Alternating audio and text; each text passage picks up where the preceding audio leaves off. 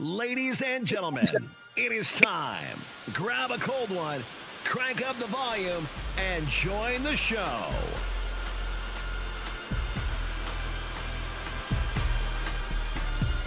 Welcome to NBNR Live.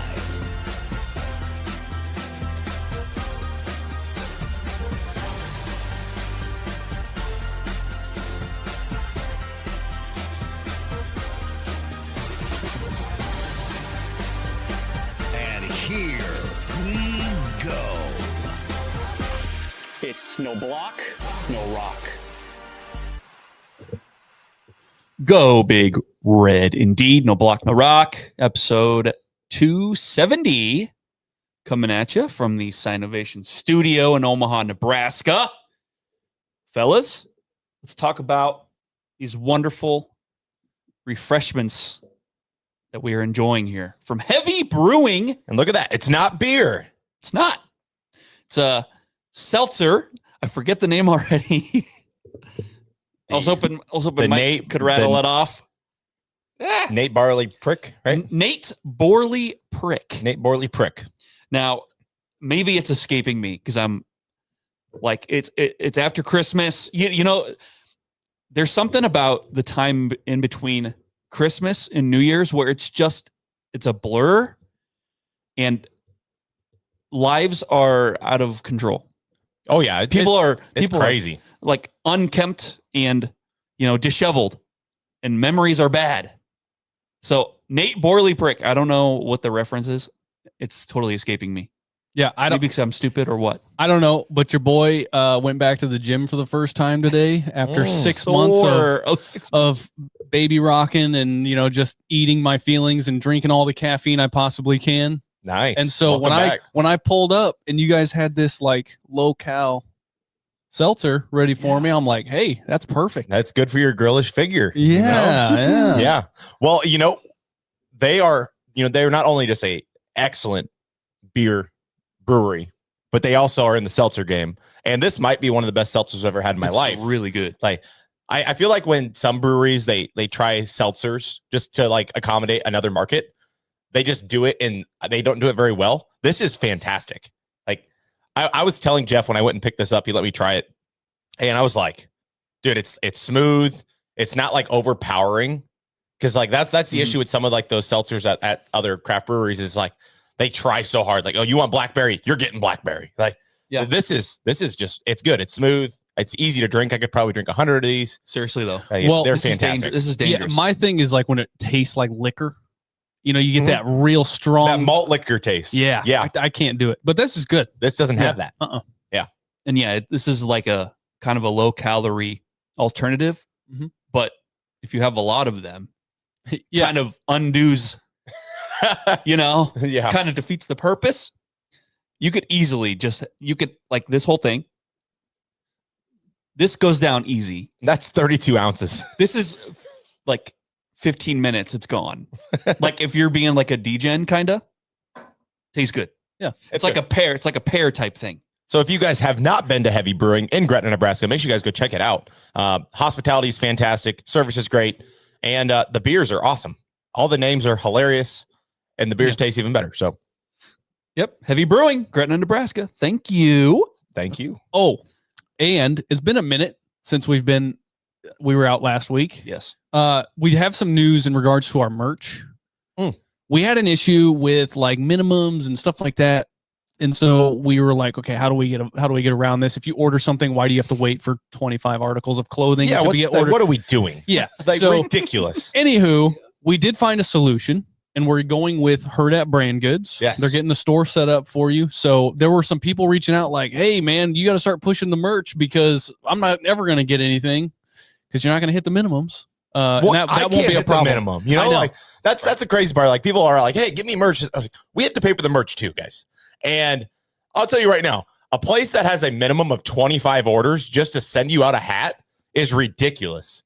And so the new situation that we're working with, Alex with Herd at Brand Goods, it's going to be a great experience for our listeners, Husker fans, and we get to do cool things again. So I'm really excited about that. And I apologize. And I'm grateful for all the listeners that have tried to buy things that haven't got them yet, because that is absolutely ridiculous. Some people have been waiting for months for stuff. Just and stupid. they're like, hey, just throwing it out there. I had no idea. Like, they don't tell us, hey, you got an order. Or then they never told us about these minimums. They're just like, yeah, we'll set up a store. Yeah. And then all of a sudden our store expires. And I'm like, hey, why is our store expiring? Like, we just need people to buy them when they need them. Right. Yeah. Just like any other store. No, just like any other store. You can only buy them if you buy 25 hats. You want one? No, you need 25. So no, we'll get that figured out. But we appreciate you guys supporting us and buying merch. So I'm surprised. Look, we're not going to say no we went through, but I'm surprised that they still have a business. Yeah, if that's the way that they operate. Yeah, they're a bulk business. I think definitely has to be. Guess. But for somebody like us, somebody wants to buy a hat, you just need to be able to buy a hat. So Herd at Brand Goods is going to be our solution, and they're getting their stuff figured out right now. So awesome. Okay, so yes, it's been a minute. Yeah, got to get back in the groove of this, man. Right. There hasn't been a game. A lot of family time, a lot of little kids running around, right, Mike? That's why I'm so happy to be with you too. Like, I told my wife, I was like, last night I went and played basketball. You said you went to the gym. I played basketball for the first time in 6 months, ran 3.5 miles. And I just needed to like have conversations with adults with no children around and just do something outside of my house. So it is very nice to be back with you two.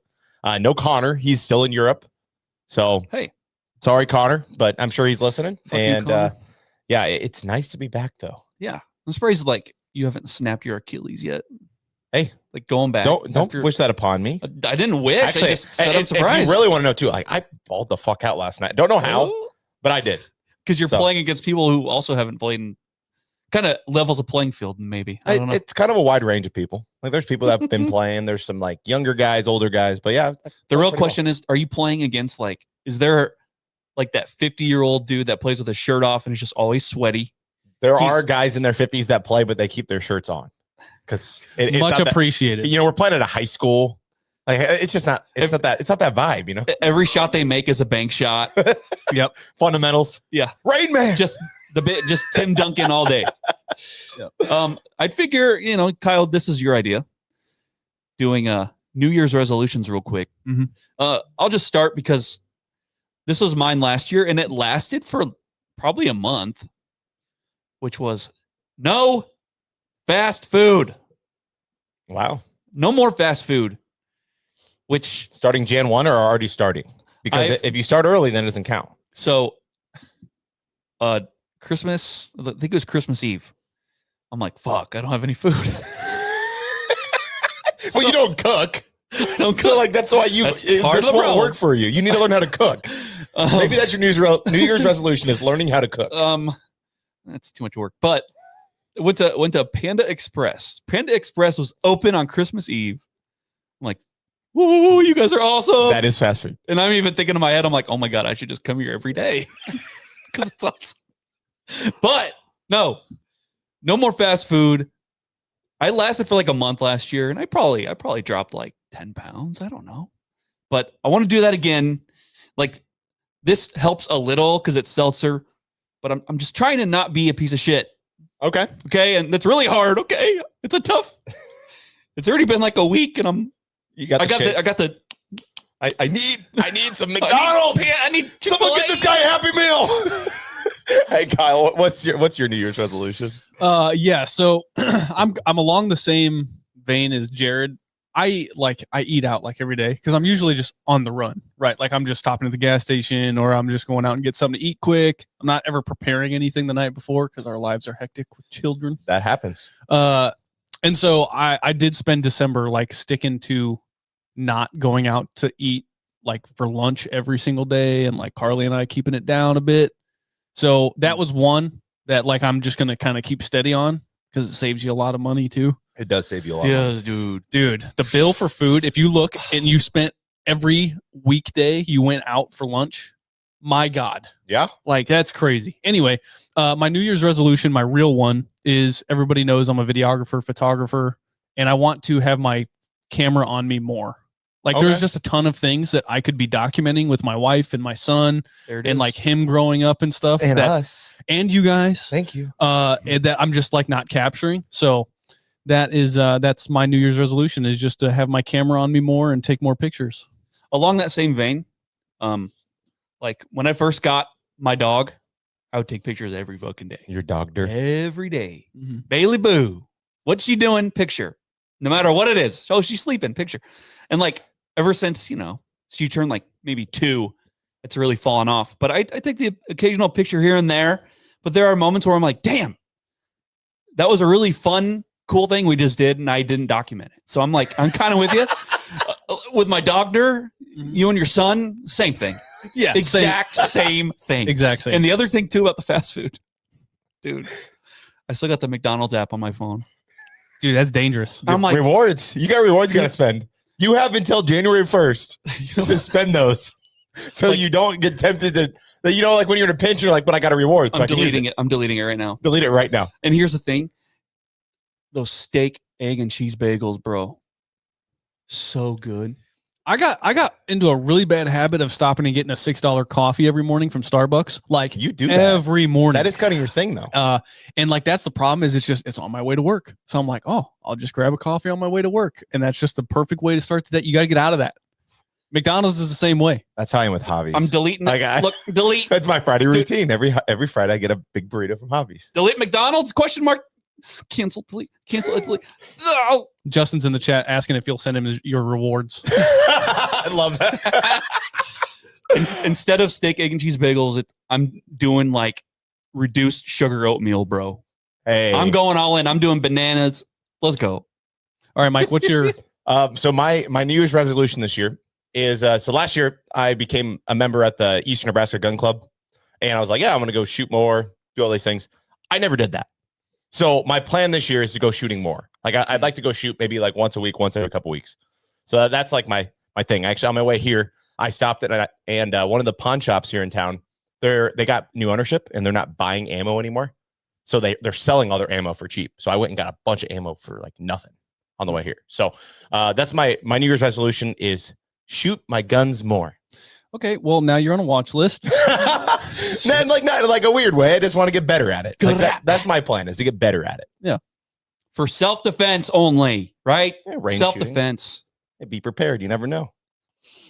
Have I fired a gun before? I don't think I have. I'll take you. I don't think I've ever fired a gun before. I've fired the coolest guns in my lifetime. You have. Yeah. Thank you for your service. Yeah. Coolest gun. What is the coolest gun, Mike? Well, Kyle shot him. I mean, my coolest gun is probably like my AR-10. I think that's 308. It's pretty fun. Wild. Shot hogs with 50 it. cals. That's sick. Automatic grenade launchers. Machine guns. That's pretty fun. Cool. I'm American. Yeah. Okay. You do all that shooting and you still don't get a deer, huh? Nope. Yeah, you've been out. You got to see the deer in order to shoot them. Yeah. Okay, well, we're 15 minutes in. Yeah, I know. That was fun. Here's the thing, dude. Okay, because, we're going to talk the bowl game coming up. The Las Vegas Bowl versus the Utes. What is a Ute? The two Utes. Utes. And it's like, I do want to talk about it, obviously. But I'm also, and I care. It's like I also don't, because I see all these like press conferences, right? Like Jeep Wade talked and Dana Holgerson talked today, and I'm like, I don't care. I am right back where I started with this podcast, which is like, I can listen to every press conference. You can say all the right things, and then I just ultimately end up with prove it. I get excited. I think a lot of Nebraska fans fall into this. Yeah. You get excited. National championships in the off season, and then the results on the field happen, and now you're back to prove it. Yeah. And Coach Matt. God, Coach. Oh, there. That's the reaction. That shtick is so bad. I put a GIF out there. I don't know if you guys saw it on Twitter, but anytime Matt Rule puts his hat backwards and turns into Coach Matt, it's like when Michael Scott turns into Date Mike. Yeah, he's not normal Michael Scott. He's Date Mike, right? Yeah. And he does different things, and he's cool, right? That's what I feel like when Matt does. When Matt turns his hat backwards, and he's Matt. He's not Matt Rule. He's Matt. Like it's a dumb shtick. I agree. And some people are like, actually, I guess I don't want to say mad about it. Mad about it, like just win. Stop with the dumb shit, right? Quit trying to sell stuff. You're trying to sell things, sell this, sell that. It's like, just win. It's like, I just don't care. I don't care. Just play the game. And that's the other bad thing too, is the gap in between games. It's just fucking tiresome. Well, Matt Roll's really good after bye weeks. So imagine like a month-long bye week. Holy cow. My Lord. And he's on a zip line, right? He's flying through the air. You know? Okay. Which will be a meme. It'll be a meme. Oh, I guarantee. I've already saved the video on my phone. Of course you did. You know, because it's going to happen. Yeah, I mean, I am of the opinion that, okay, you have done the work in the regular season. You have earned your way to whatever bowl that you have made it. I can't even imagine the amount of hours that those dudes put in. I agree. I mean, I'm talking 365 days a year. Yeah. And so when you get invited and bowl, you know, what do you call it? Like a commission? If like these companies that run these bowl games. Yeah. If they want to wine and dine you and they're like, hey, Matt, we're going to put you up on this zip line. Dude, do whatever you want to do.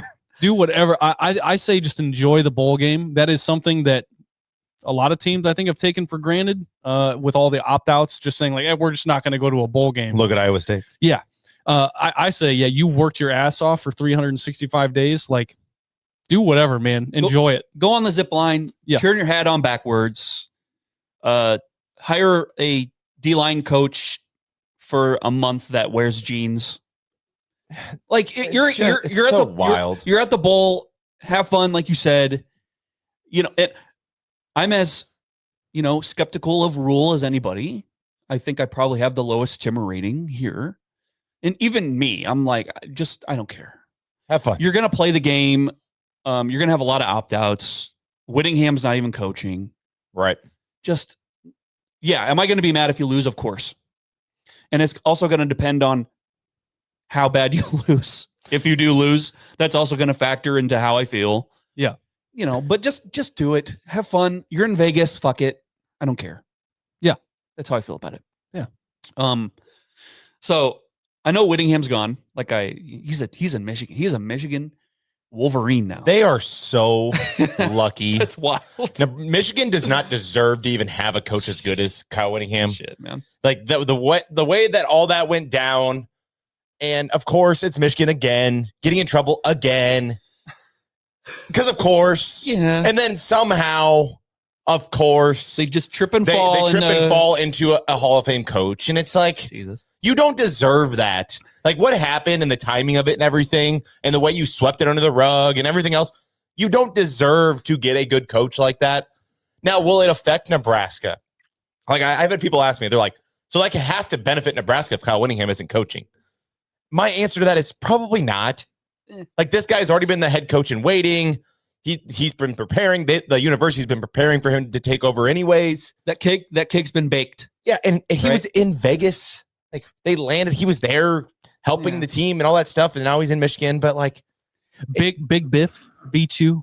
Like, their head coach wasn't on the sidelines, dude, and he's gonna be unemployed. Yeah, like, isn't that crazy? Maybe. So, huge Breaking Bad head, and Mike, you said, Michigan. They do all these shitty things. They can't keep getting away with it. They can't keep getting away with it every time, man. They can't keep getting away with it. But they do. Of course. But they do. They got a natty. It'll last forever. You can, sign sealing. The trophy is there. You're not taking it away from them. Yep. They're going to keep getting away with it. They did. And like, speaking of Whittingham, we had talked about being paired up with Utah a few weeks ago. And of course, at first blush, and when you hear about it, you're like, this is a 3-touchdown loss. Their strength matches up with your weakness. My God, it's going to be ugly. And I've been reading up on just like Whittingham in general. And here are some things that I've read about Kyle Whittingham that makes me not only very jealous that Michigan has him, because he kind of lines up with the kind of Harbaugh identity. Yeah, like the hard nose, like run it down your throat, Mhm. physical defense, because he's a defensive guy too. And like Yes. he's always had great defenses. He used to be a fullback when he was in his playing days. Because of course. Because of course. And so, like, here are some things that I read about Whittingham that makes me very jealous. Okay. Their offenses play like they are made of 11 fullbacks. That's one thing. Another thing I read is they play, his teams play like, okay, hold on. His teams love to hit their opponents with a bag full of doorknobs. Where did That's you number hear 2. that? And the other one is another term used to describe Utah, ass smashy. Ass smashy. Smash your ass. Right? So like these 3 things are rattling around, right? 11 fullbacks, ass smashy, And doorknobs. Doorknobs. like in fucking Full Metal Jacket. They're hitting the dude with the pillowcase, right? Yeah. And I'm just reading this and I'm like, why can't that be us? Why can't that be what Nebraska is known for? Why can't people, when they hear Nebraska football, they don't think about that stuff anymore? No. And I'm so jealous that that's the kind of say the line, Bart, say the line, Bart, identity. Yay. That's what Michigan's going to have. And I'm so jealous because Nebraska is not that way. No. But Utah is still going to be that way when we play them. Right. Yeah. Because You know. his fingerprints are all over this. Exactly. He's been there for 20 years. Why would they do anything different than they did the other weeks prior? Now, I will say there's a couple things that benefit Nebraska in this game. One, we match up pretty well against Big 12 teams. Like, I'm sorry, the Big 12 and the Big 10, they are totally different conferences. So a physical team in the Big 12 usually is like a normal Big 10 team. With that being said, Nebraska struggles against normal Big 10 teams. So there's that. Yeah. So, but I will say, like, they've played okay against those Big 12 teams as ACC. Like, the less physical leagues, it usually shows in these type of matchups. Unfortunately, Nebraska's biggest weakness is Utah's biggest strength. So that's an issue. And it's just like, And I don't know how you fix that. Even if Matt comes in with his hat backwards and he's like, I'm gonna fix it. No, you're not. I can fix that. I can fix that. And the other thing too, just coming from a selfish Nebraska fan standpoint, yes, Emmett Johnson, you have to go. You're not playing another down here. You have to go to the NFL, make your money. It's just Utah is not very good at stopping the run. Yep. And so you just wish, Emmett, just 60 more minutes, please, Emmett. And I read, like, they gave up almost 400 yards rushing to Kansas State That's crazy. and 300 to Kansas. Yeah. Utah's defense, Yeah. their rush defense is not good. Well, I will And say so there's 2 I'm- things about those teams. They both have very mobile quarterbacks. And we don't have the Statue of Liberty as our quarterback anymore. Statue of Liberty. Statue of Dylan. You could just say Statue of Dylan. Statue of Dylan. We do not have Dylan as our quarterback anymore. So maybe with Lateef being healthy, maybe that is a benefit, and they're going to have to use him in the run game. And I think all gloves Yes. are like, or what's his name? Davila. Okay, hold on. Let's not mix up the second place Heisman guy No, with not him. Davila. No, not Davila. Diego, You know he's leaving Davila. anyways, right? So you might as well, if you want him to be your guy, this is your audition. This is your audition for next year. You better run him until he cannot run anymore. Listen, music to my ears. You have to. Okay, I want that more than anyone else in the fucking world. I want it more than Matt Rule does. Obviously. Is a running quarterback? Okay, how many carries are we talking for Lateef? If we want Nebraska to have a realistic chance at winning this game, 15. 15. Kyle, what do you think? I don't think that they're drawing up run plays For Lateef. I think he is a pass first, and if there's opportunity, he will scramble, and he's mobile enough to get you some chunk plays. I don't think that they're in there saying, oh, yeah, we've got 8 zone reads planned out for him. We've got 3 options planned out. Like, I don't I don't see it. I hope that you're wrong, because Yeah. if this team has struggled to stop the run, and it's been predominantly by zone read and option quarterbacks, they better run the shit out of him. I'm telling you. Your hammy is 100%. Okay. And if they don't, that's another thing on my list of things that I'm like, okay, you know this team's bad at these things, and you still did not try to do these things. And he's healthy. And he's healthy. You cannot. Well, it actually turned out his hammy was about 78% instead of 100. Don't care. You know, I keep thinking back to UCLA. Very first play of the game Zone read was a zone read. Yep. And I think, and I could be totally wrong, I can recall against Iowa one design run that got stuffed. But I think that's it. That's what I'm saying. But he got hurt against Penn State. Yeah. I don't recall any design runs against Penn State. He had the improvised touchdown run. Yeah. But I don't recall any designed runs for Lateef. Yeah, for no, Penn that's State. exactly what I'm right. saying. Yeah. You're 100% right. They and have not done it, but they have to do it. That offense against Penn State looked bad. Yeah. Like they looked out of their element. They looked like a G5 MAC team against Penn State. So, Mike, I think you're right, man. You got to run Lateef, I guess, into the ground. Well, let me ask you this. Do you think getting Jeep Wade coaching the team right now, do you imagine Jeep Wade is working with Dana and being like, hey, this is what we've done with the freaking GOAT himself, freaking King? Well, don't call him a GOAT. He's so good, though. Because he's literally, Haynes King is literally a freaking baller. No, I love Haynes King. Right. But I'm saying, if you're Jeep Wade, and then you also have Lonnie, who's the run game coordinator, right? You've got these guys that are coming in that have had success running the football with their quarterbacks. Like, why is that not an option in this game? I feel like it has to be.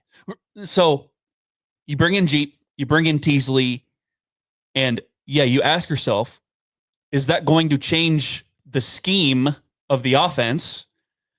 Or is it just going to change like technique on how guys block? I don't know. Dana Holgorsen has been doing his job for a long time. I just don't see how he's going to like change a whole lot. I don't think Jeep's going to come in and be like, do this. Dana's going to be like, yes, sir. You know? Beep, beep, Jeep. Yeah, here comes Big Jeep telling you what to do. And Dana's going to be like, dude, I've been doing this for like 35 years. I am what I am. So I don't know. That's why I'm just like overall with Dana. I'm just. Do you think that Matt Rule went out on a limb and just went out and hired Jeep Wade, or do you think Dana had a big say in that? Can both things be true? So let me rephrase it. So could Matt Rule gave Dana the list of candidates that he was going to choose and let Dana have 2 cents on who it was going to be? I would imagine if I were to bet on it, I would say that Matt Rule went to Dana and said, "Give me a list of candidates." You think that Dana? So you think Jeep Wade was on Dana's list? Yeah. I don't think so. I think it's the other way, because Rule has worked with Jeep in the past and he's friends with Satterfield. I think it's from the Matt Rule connections. Yeah. And he told Dana, these are the guys that I'm thinking about. You tell me yay or nay. And you would think if Dana was sticking around, even though I may heard that he was interviewing at other jobs, but you would think that Dana maybe had to say yay or nay, or Matt Rule, like he's done in the past, he just said, this is your DB coach. Hey, defensive coordinator, you get to hire any position you want except DBs. That's your DB coach no matter what. How do you know he didn't do that too? He was like, hey, this is your O-line coach. I mean, it's hard to let go of one of your best recruiters on the team, on the staff. It is. It's hard. Like, I don't. Yeah, and retain this current roster in this landscape of college football. Yeah, I totally agree. Like, I'm not knocking. Like, Addison Williams, he's a good coach. Our DBs were the best unit on the team. It's hard to be like, why would you get rid of him? Yeah, if they would have fired him, it'd be like, and he was the defensive coordinator. Yeah. Kyle, I hope to God that it was a Matt Rule pick. Because You hope it was Matt Rule, not Dana? Yeah, I hope it was Matt Rule, because what are we talking about here? We're talking about how we want Matt Rule to be the long-term guy. We want him to be our Tom Osborne, don't we? Like, if things go well, we want him to be here for the next 15 years. And so, in my mind, I'm like, I feel like Jeep Wade is more closely linked to the type of identity that Matt Rule wants. I don't think Dana's going to be here for the next 15 years. No. You know what I mean? That's true. And in my mind, I want a run-first offense, and I don't think Dana is that. Okay. So I'm hoping, I know you're going to bring up Emmett Johnson, but no, not that. But like, if we want Matt Rule to be the guy, and we want Matt Rule to establish a hit you with a bag of doorknobs mentality that I want, then I hope it was Matt Rule's pick, and Dana was kind of like, oh shit, well, and maybe that means that Dana isn't the answer, right? Wink, wink. Maybe he's not. So I hope it was Matt Rule pick. Okay, but we get back to the same situation. I just talked about Rob Ulrich not being able to choose a DB coach, right? Right. If Matt Rule is picking the O-line coach, then you're going to handcuff the next OC if Dana isn't the guy. So, like, to me, that's where I think it has to be a Dana decision to sign off on, because your OC, your O-line coach works for your OC. He does not work for your head coach. He works for your OC. Obviously, your head coach, CEO, everybody works for the CEO, but his direct report is Dana, and he's going to help plan games with Dana. So you would think that Dana had input. And I'm the other way around. I would rather Matt Rule let somebody else make the hire, because we've seen how he hires. And I would rather somebody else have their 2 cents on who they want as a position coach. Can't argue with that. Yeah. And sorry, I didn't mean to go in like this wormhole. No, it's fine. It just kind of like, it took us in 3 different directions though. Yeah. That's the thing, dude. There hasn't been a game in a month. Right. These are speculation things. And we haven't done an episode in 2 weeks. So we're like I thought about this, but I didn't have anyone to talk to about it. So yeah. Just getting to thinking about, like, at the end of the day, right? Whether things go right or things go wrong, sure, we're probably going to sit here and be like, Dana sucks, Rob Ulrich sucks. But come on, at the end of the day, it's Rule. And so, I don't know, just the thought of Dana Holgerson just being like the end all be all on offense, just kind of, I don't like it personally. I think he's Big 12. I think he's maybe lost his fastball. So, like, just the thought of him being able to make any hire he wants and, like, I want this to be my O-line coach, I don't like it. So that's me. Okay. Hey, some of our listeners out there are going to be like, yeah, but Dana has a track record and he's been running Satterfield's offense. You got to let him unleash. No. I'm like, no. If anybody thinks that Dana was running Satterfield's offense last year, I don't know, man. I don't know what to say to those people. Yeah. Okay, let's talk a little bit about the game. What do you guys think about that? Yeah. We have been kind of. I mean, kind of. We're doing a good job of, like, going back of, like, the hires and everything else. But, like, if Nebraska's a big underdog, if Nebraska pulls off an upset, what has to happen? Like, what are your keys to Nebraska finding a way to win a game like this? And what would have to happen for that to happen? Well, I think going back to Lateef, I think he has to run the ball. He has to have double-digit rushing attempts, whether improvised or called. Well, you remember sacks count as rushing attempts too. So, oh boy, 30 rushing attempts. How many of those are sacks? Oh boy, not another Minnesota, not another Oprah. You get a sack. I think I'm hoping. You hear about Mekhi Nelson. What kind of game does he have to have? This is his 100 yards. This is his prove it game. He has to go for 100. Yeah. For Nebraska to win, he has to go for 100. Can he? Can he do that? Against a Isaiah Mozee, a weak rushing defense that I'm sure they have significant opt-outs on their end, just like Rocco isn't playing for us. They have like 2 opt-outs on their O-line. I don't know anything about their defense. I don't know who's all playing, who's not. Right. I know their best player on defense is playing. You hear about Mozee, that he's added on weight and he's looking more like a Big Ten back. You know, he was a wide receiver before. I don't know if you knew this. And he's also just a freshman. Just a freshman. Yeah. So people are kind of, Mozee has a chance to really solidify him. It's like, well, I don't think that's fair to, ask him to be like a difference maker in like his one game that he gets to play. So I feel like you need to be effective running the ball because that is Utah's weakness. What do you think, Kyle? Is there something that stands out? I wouldn't say like specific to this game, but what I'm looking for on game day is I just want a couple big plays, a couple deep balls that are completed, that are caught. Because I think what has doomed the Dylan Raiola era at Nebraska and why people are so like, meh, like, yeah, he left. I guess we're just going to find somebody else and move on. And it's not such a devastating issue is for 2 years, we watched that offense not be able to complete anything past 10 yards. I agree. Yeah. 100%. Like, I don't know how many times TJ Lateef is the only person on this team in the last 2 years that has connected on a ball outside of the Hail Mary against Michigan, where it was like in stride, over the shoulder, catch the ball, touchdown. And that was against like Houston Christian. Yeah. Or Akron or whichever one of those teams was. Houston Christian. Yeah.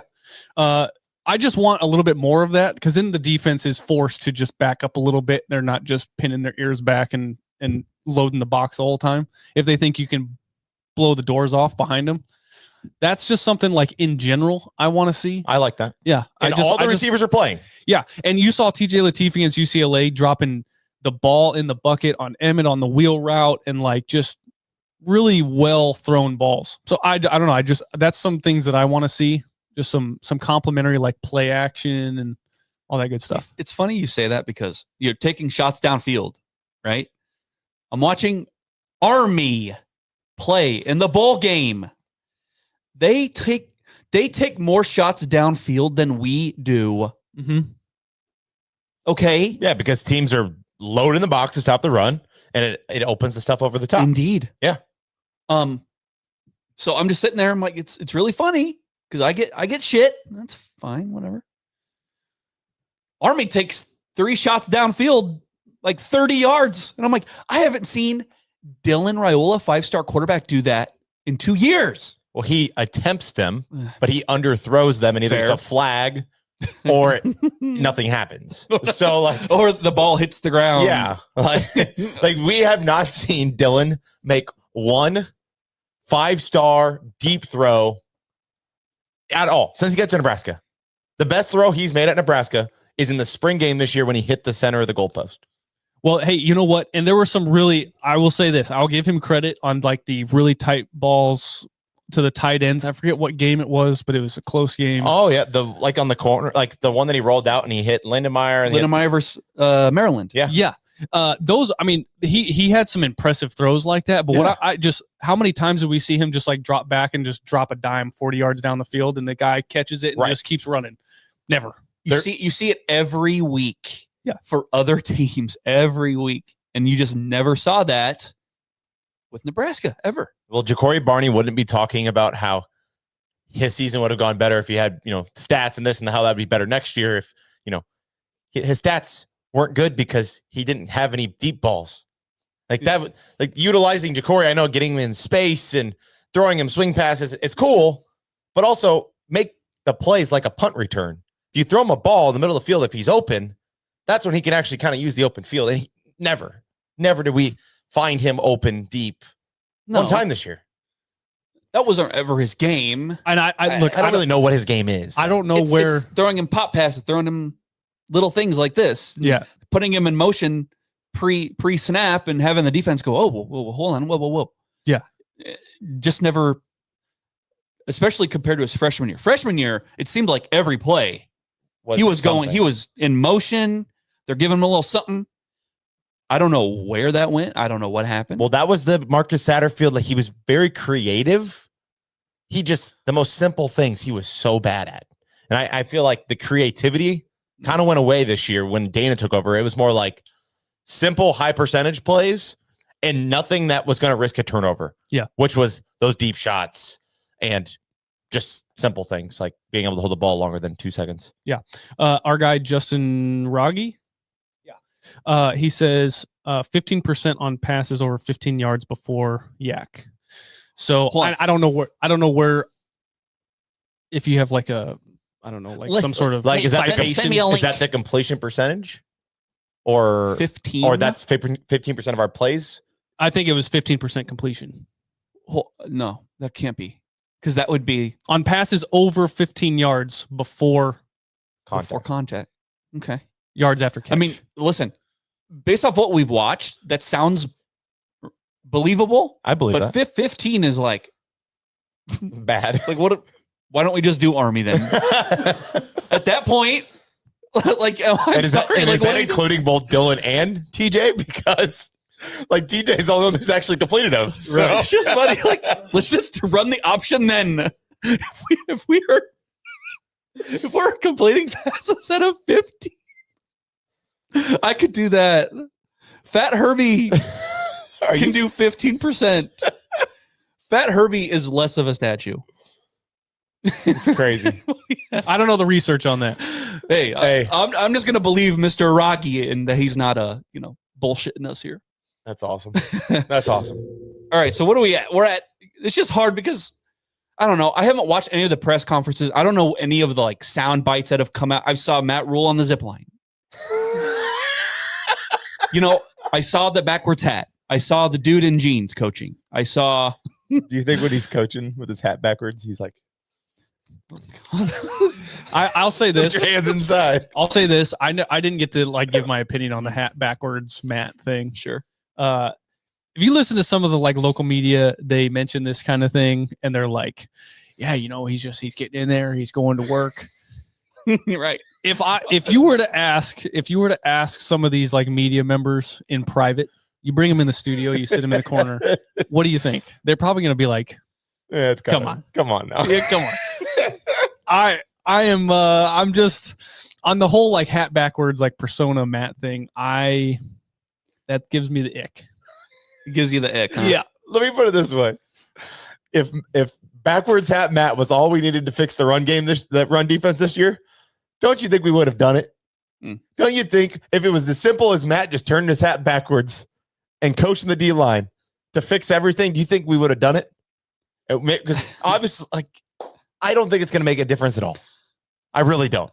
You still have the same personnel. You're going to have a little bit more time to prepare. Guys are going to get healthy. They gave what's his Van Poppel a black shirt, so that's cool. Awesome. That's awesome. That's great. Yeah, that's awesome. That's great. Why not? You're in Vegas. Who cares? He throws the hat backwards. Here's your black shirt. Yay! And oh, there he goes on the zip line. Over the Vegas Strip. What could go wrong? No, but like. And here I am saying I didn't watch the press conferences, but one of the few that I did see was Cam Ledhart, talking about Orich. And listen, again, I don't know. Like I saw San Diego State, they gave up like 50 points in the bowl game, and you got people going, "Oh my God, this is Orich's defense." It's like he wasn't coaching in that, right? Okay, he's not going to be coaching in ours, right? But I think he's around the team, right? I don't know. I literally don't know. I know Jeep Wade is. I don't know what Rob Ward is doing. Nothing. He's not coaching. He's not doing anything. He's not coaching. He didn't coach San Diego State or us. No. What's he doing? Is he just chilling? I think he's just. Is he recruiting? I think he's recruiting. I hope he's recruiting. I think he's recruiting. If he's recruiting, that's cool. Hopefully looking for a D-line coach. Like I don't know. Well, so the thing about Lenhart, he comes out and he says it's more simplified, right? Under snow, right? It's more simplified. There's more energy. Why? I don't know why. What else did he say? Freedom to play fast. The vibes are good. Okay, all right. Too little, too late. But yeah, it's in contrast to. I think it was RVP that said, versus Iowa, they didn't have any energy. Which is wild to say. At You play 12 home. games a year, and At it's home. just you get 12 of these in your whole life, whatever. But yeah, freedom to play fast, and it's more simplified because of course it is. Or it's just in your head and it's the exact same. I don't know. It's just funny to like read that. And it's like, okay, Kyle, what were you saying? it's fun. I was just gonna touch, like, I think there's a consensus amongst the fan base that's like, and excuse me, I kind of forgot where I was going with this. Consensus among the fan there was a base. consensus among the fan base that's like, well, in the middle of the season, Matt Rule should have stepped in and like changed some things and whatever. And it's the same consensus of people that like for a year and a half, they're like, hey, Matt needs to be a CEO. Let his coaches coach. Yeah. Oh, You yeah. hired them for a reason, right? And then we talked about the firing.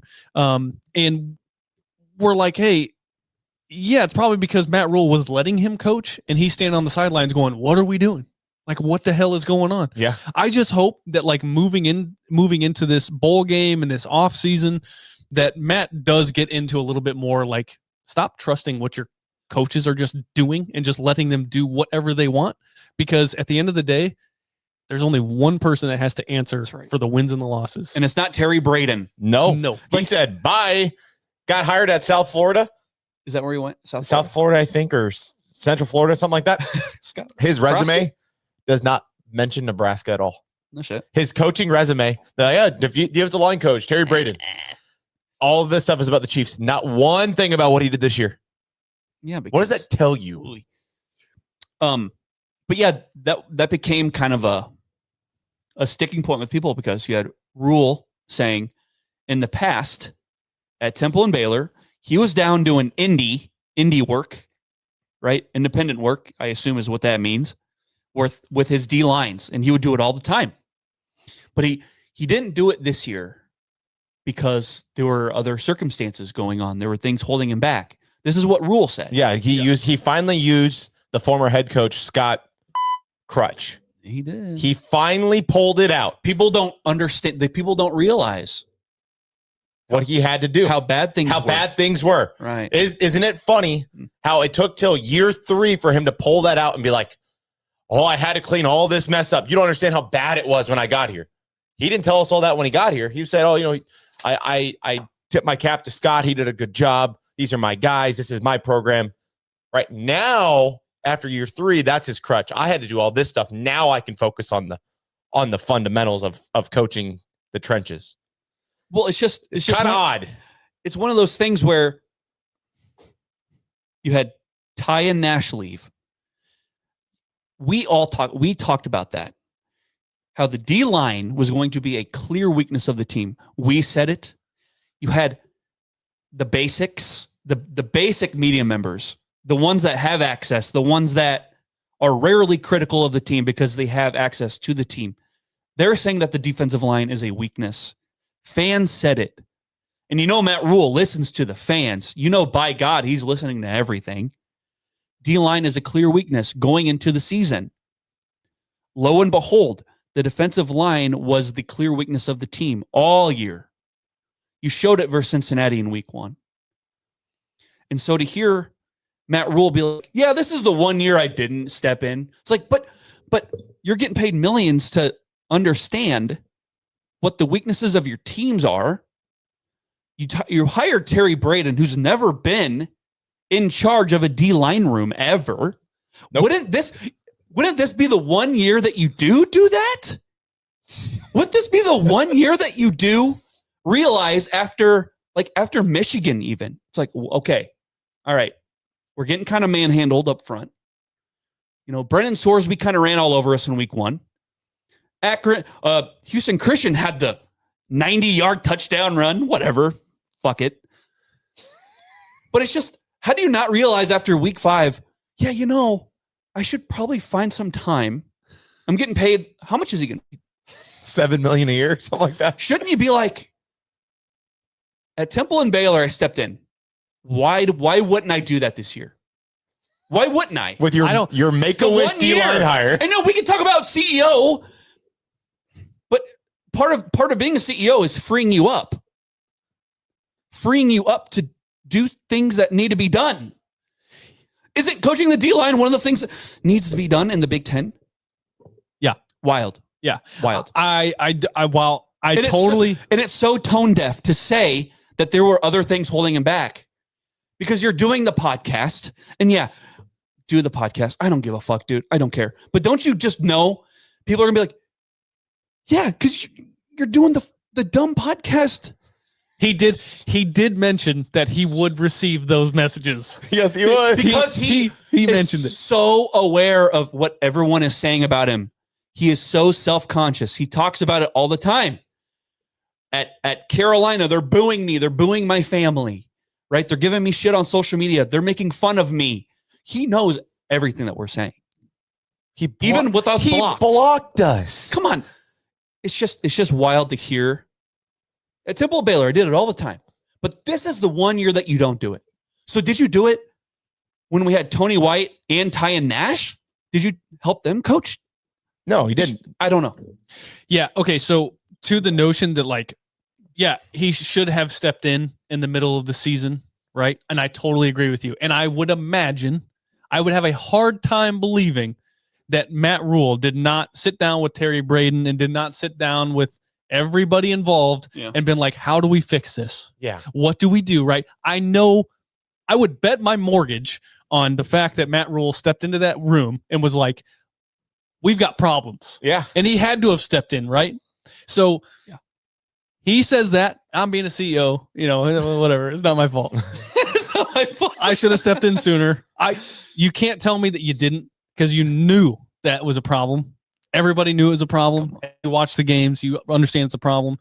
And so what I'll tell the people that know that is likely the case, I want you to know as well that these 3 weeks that we've had, him turning his hat backwards is not going to help us in the bowl game. Thank you. It's not. Well, it's not. I want, and everybody probably knows this, but I want the media, yes, that is what he's saying he's doing. That is what he's doing. It's just one thing that's it's the ick. It's just not, if he had to have stepped in the middle of the season, I'm just going to tell you, the bowl game's not going to go well. That's it. Hey, what? D-line's fixed. Hats backwards. It's funny because it was really premeditated too. Because if you don't recall, Phil Snow was they were talking to him about him being the DC for the bowl game. And he's like, well, this might be my last game coaching ever.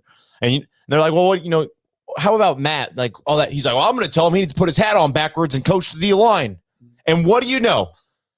A day later, Matt Rule shows up to the press conference, hat backwards, is now the D-line coach. So, this seems a little premeditated.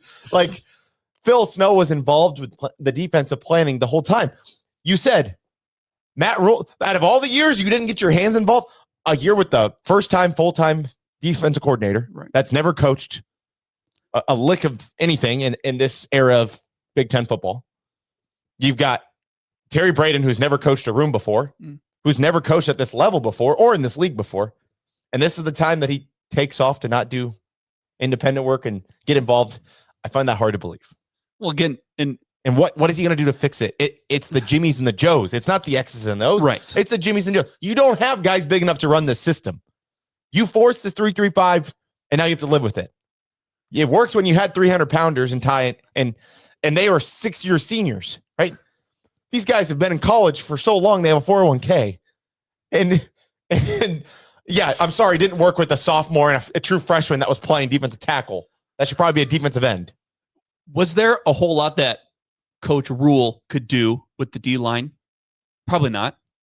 But just, dude, the optics of you saying, yeah, I got to do more coaching next year. Okay, yeah, I mean, duh. Did you hear what some of the Husker fans said? They were like, well, Dr. Tom Osborne, he used to call the offense and he was the head coach too. So that's why it'll work. Matt Rule can be the head coach and the D-line coach. People want that to happen. They do. People want that to be a thing. They do. I hope none of those are our listeners. I mean, I hope they come over to the good side, come over to the sensible side, where we know that That's not even That can't happen. That's not, It can't happen. it's so fun. You know what? No, we're in you like. Let's do it. Let's just do it. Let's do it. Let's make him the D-line coach too. Mike, why not? Why not? Hear me out. Why? You know how much money we would save? So we don't hire a D-line coach. Now his salary is pretty much split up. He's like a $3.5 million head coach and a $3.5 million D-line coach. So It's like Horrible Bosses. He's like, the VP is going to be me. I'm just going to bust out this wall, and this is now my office. I'm just expanding it, and I'm only taking a $1.8 million pay raise for my extra duties. Dude, because look, Mike. What are we at? we gotta do some predictions Mike, and shit. who are they going to get? Well, they didn't get the Elijah Robinson. So now that didn't happen. I thought that was a done deal. I heard a lot of people say that was a done deal. Oh, What yeah. happened? Yeah, what happened? Who are you going to get? Who are you going to get? I don't know. I mean, it's going to be someone we've never heard of. Obviously. Or, it's going to be someone from the NFL probably. Jesus. Let's see. What else? Hold on. Let me look.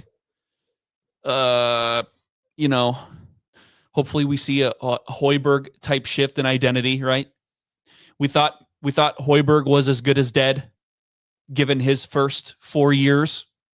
Yeah, isn't that incredible? Now we're like, hey, we need to be more like Fred. Hey. Just think back to when we first started this podcast. Yeah. Every year we're talking about, holy shit, Nebraska ball is so bad. Fred Hoiberg is coaching in the wrong league, and this is the Big Ten, and you got to be physical, and you got to blah, blah, blah. Yeah. And now we're like, God damn it, the football team, Matt Rule should change his identity just like Fred did. It's incredible. So speaking of like hoping for a talk, I want you to go to Wikipedia right now, Kyle. I want you to look up 1999 Wisconsin football. Okay, just pull up their wiki page. Okay. Now Barry Alvarez. It's Barry Alvarez, obviously. Okay. We're hoping for what year? 1999. 99. Is Barry? Does he have a hat on backwards? Stop. So Hoiberg, right? Rule even brought him up because Rule was very frustrated about the reset question. He was pissed. Yeah. He was mad. I feel like it's an outlandish, but whatever. It's not outlandish at all. That's not. I mean, he's not allowed to say that it's a reset because it's going into year 4 and Nebraskans. And he stopped himself. He was going to say something about Nebraskans. Mm-hmm. Nebraskans, pause.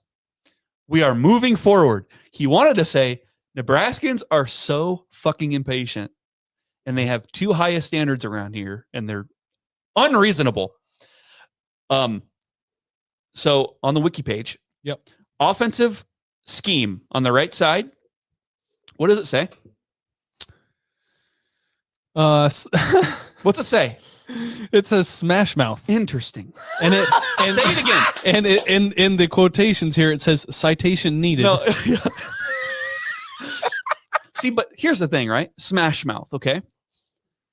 Citation needed, sure. But in your mind, are you doubting that's the case? 1999 Wisconsin, Ron Dane, Barry Alvarez. Are you sitting there looking at Smash Mouth and going, you know what? Citation needed. Or do you be like, yeah, Smash Mouth. That's probably what that was. Yeah, that's probably what that was. Just saying. I want Nebraska 2026 Nebraska football offensive scheme. Smash Mouth. That's I it. wish. Oh, I wish. That'd be cool. It starts with getting some hog mollies and getting a good running back. Where's my Ron Dane? Where's my Derrick Henry at?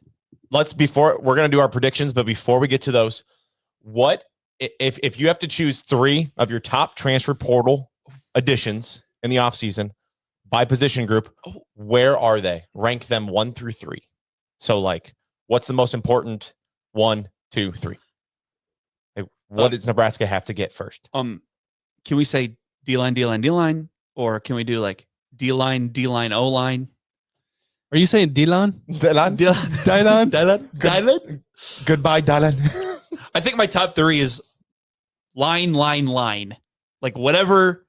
So like guard, right tackle, D tackle. I mean, D tackle, right? And like, I think a lot of people would put quarterback, probably, You know what? I would like to think Nebraska fans are smart enough to not put quarterback 1. I would like to think people would be like, yeah, maybe 3 for quarterback. Because in my opinion, I don't like an offense that is so dependent on the quarterback to be good. I want my quarterback to be, slightly above like a game manager. I don't need a Tom Brady. Give me a game manager that won't turn the ball over a shit ton, that is a running threat. I don't need a 5-star generational statue.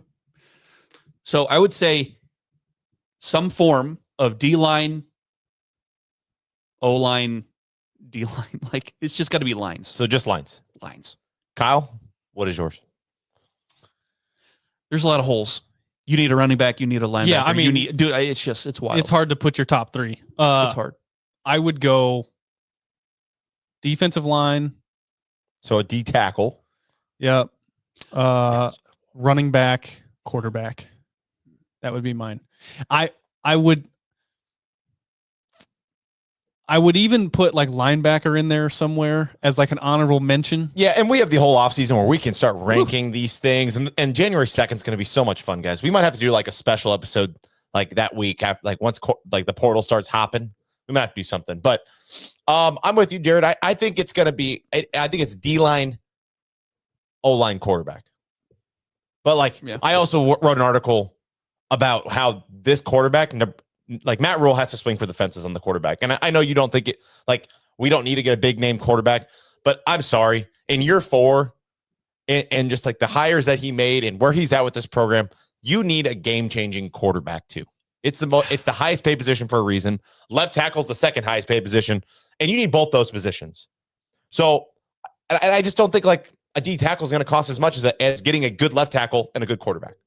So I think if you're going to spend, if I have $3 million to spend, it's going to be freaking $2 million on the quarterback, $1 million on the left tackle, and then whatever else. You're going to spend $2 million on a quarterback, but the quarterback is not going to be what you want.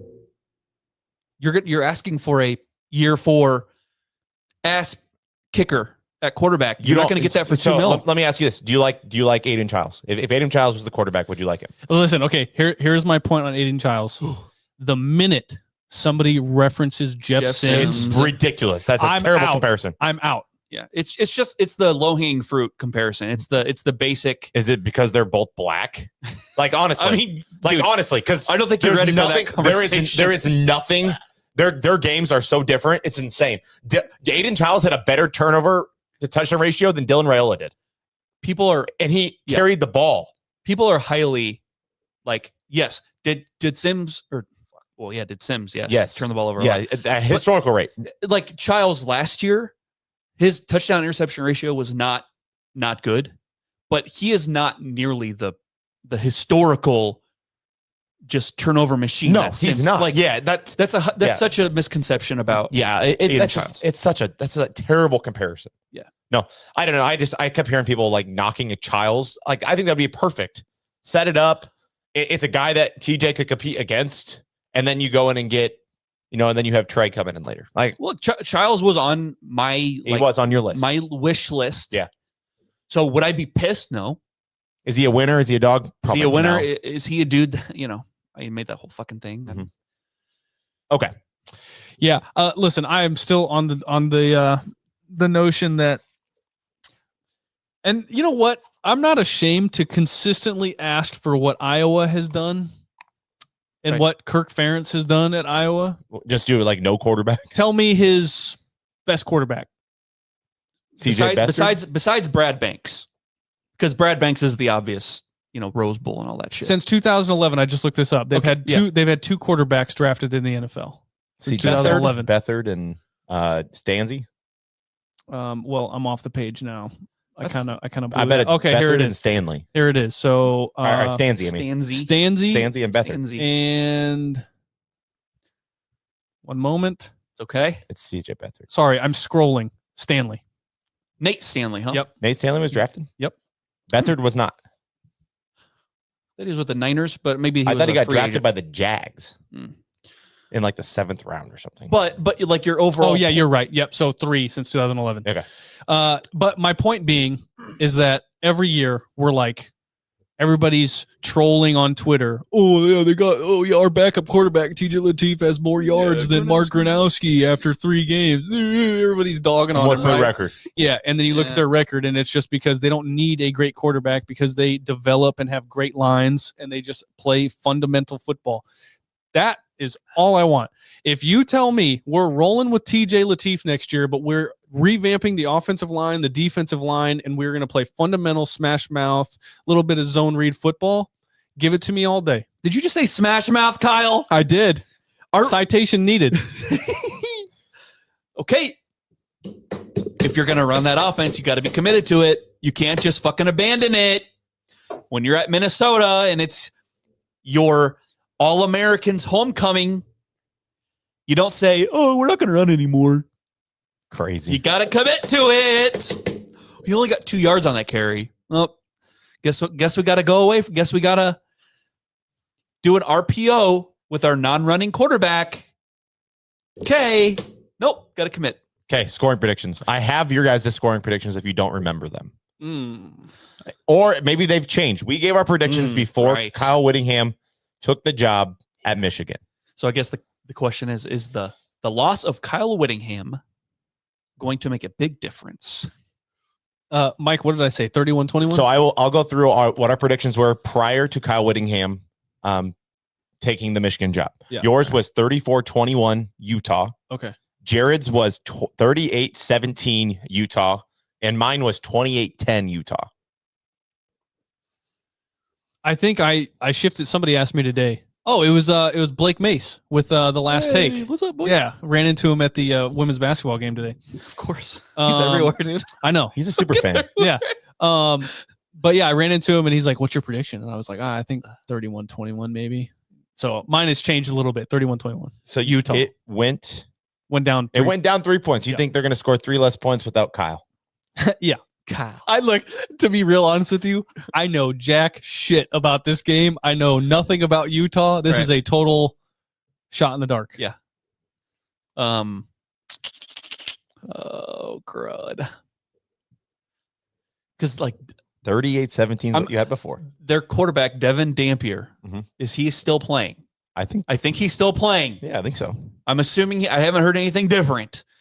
So that you want to talk about a quarterback that would be really good at Nebraska is Devin Dampier with what I want. 38-17, huh? That's what you had. What is the line? Has the line moved? Is it still like 18 or some shit? Let's look. 38-17. Yeah, because I think it was 21 or something, wasn't it? Oh my God. Nothing's loading for me. It's okay. It's fine. It's fine. Freaking Wi-Fi. Just so wipe it. I still feel like Utah is still going to be able to run on us. I think maybe. I think Mozee's going to stand out more on the running back side for us than Mekhi Nelson will. And Mekhi Nelson's had like a handful of runs this year where you're like, oh, he like put his shoulder down and, you know. Remember he trucked that guy on the sideline that one time? Yeah. He kind of, Anthony granted him. But I think it's been like this many runs, right? A handful. But I feel like Mozee's going to have a sneaky good game. I'm still going to say Utah 35, Nebraska 20. I think the spread is down to 14, or at least it was yesterday. So Utah is favored by 14. So 35-20, Utah covers, and it's going to count as another ranked fucking loss for what it's worth. And the caveat here is we all want Nebraska to win the game, guys. So, like, we're not being negative. We're being realistic. And if they win, guess what? We'll be here the next morning to tell you all about it. If they win, go in the comment section and call us. Dummies. Fair weather, you're going to shit on us. What do you say? I'm gonna shit on you. My Fair weather fucktards. I'm gonna shit on you. Oh my god. Okay. my prediction was 28-10. I'm going to keep it at 28-10. I think Nebraska they're gonna know Utah can't stop the run. I think Matt Rule really overemphasizes time of possession, and sometimes it's to his own detriment because he takes so much time and they're trailing, and then they don't have enough time to do anything. And so I think it's gonna be like 28-10. Nebraska will have the ball a lot. I don't think they'll win the time of possession, but I think Utah will score big runs. But I think 28-10. I think it'll be an ugly football game. 28-10. That is 2005 USC when Bill Callahan just wanted to not lose. Yeah. Ooh, 28-10. Ooh, that sounds bad. 28-10. That's mine. Okay. So any comments in the chat, any super chats, anything like that? Where's Halperin? Yeah. Where's Yeah, Halperin? Where's our ATM? Where's Halperin at? We need him. We love him. No, I mean, everybody's just kind of been discussing Okay. some of the points that we've had. Just people saying, no, you're wrong about that, even though they're not being specific. Or you're right about that. No, I mean, people haven't really disagreed a whole lot. Okay. Do they like that we put our hats backwards at one point? Yeah, somebody comment the hat backwards, please. Yeah, no, I think pay attention to me. I think that's it. Okay. 2 days. And then the season is over. Isn't that the worst? Let me ask you this real quick. So Conor was in here, and I think he's gone now. But he did ask. He's like, even with Kyle Whittingham not being the head coach and blah blah blah blah blah, all these factors, people opting out. Mm-hmm. Is this like a detrimental, or is this like a big win for Nebraska if you do pull it out? I do. I think it gets the monkey off your back with the ranked wins. Mm-hmm. You got to get that off your back. And I talked to Jeff from Heavy Brewing about this today. I know bowl games don't matter, and I'll be the first one to tell you that. But Nebraska will win 8 games for the first time since 2016. Like, there's a lot of things that if Nebraska wins this game, I think it helps with momentum, getting transfer portal candidates. Sure. I think it keeps retaining some of your players. I think it helps with that too. So I think this game, despite it not mattering, I think it does matter for Matt Rule's vision and the trajectory of next year. I totally agree. Yeah. And you know what? As everybody uses the excuses like, oh, their head coach isn't there anymore, and all their tackles are opting out. They're going to be, first round draft picks, and this and that, like all these different excuses. Like, this game doesn't mean anything, and how can you possibly gauge what happens next year? I will agree with you. You probably can't really gauge what next year looks like just based off of a bowl game. But what all of this is gives you more prep for next year. It also gives you a kind of a gauge on where we're at with the current roster, what you need, as if you didn't already know after 12 games. And not only that, but it's just fun. Like, you get another game. You get to play another game. And so I just think it's imperative that you go out and you get to play. It would be one thing if, let's say, Nebraska finished 3-9 and they got rid of Donnie and they hired Jeep. With this, you did that, but you had the bowl practices with Jeep. I like that. I like that Jeep's able to actually watch his guys play. Not to mention, that's why the whole bowl thing is, the practices are just, I think they're amazingly and just so essential. Yeah. And your early enrollees actually get to practice before March. Yeah. Like TJ Lateef was practicing with the team last December.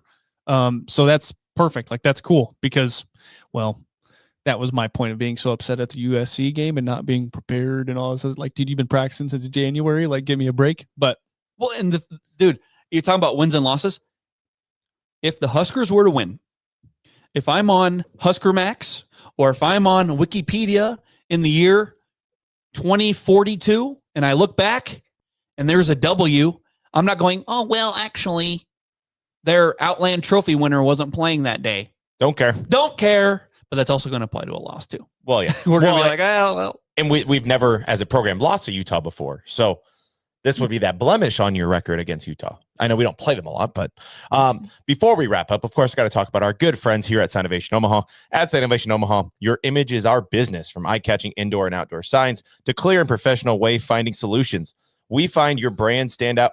We help your brand stand out where it matters the most. Transform your walls into stunning wraps, turn your vehicles into rolling billboards and custom decals and add privacy and style with vinyl window graphics. When you partner with Sinovation Omaha, you're not just getting signage, you're adding curb appeal and creating a lasting impression for your customers. Thank you, Sinovation Omaha. Beautiful. Yeah. Sorry, I tried my best. Connor's not here. Blame him. You did it better than him. Yeah, I fumbled, but Better you know. Sinovation Omaha. Like, nobody's going to buy it if Connor's reading it. I want to hear Mike say it. Let me tell you about Sinovation Omaha. Oh, there's my wallet. Hold on. Let me get my wallet. Okay, we good? Yeah, we're good. All right. I'm one of your hosts, Jared Hall. Mike Delaware. Kyle Byers. As always, beat the Utes and GBR.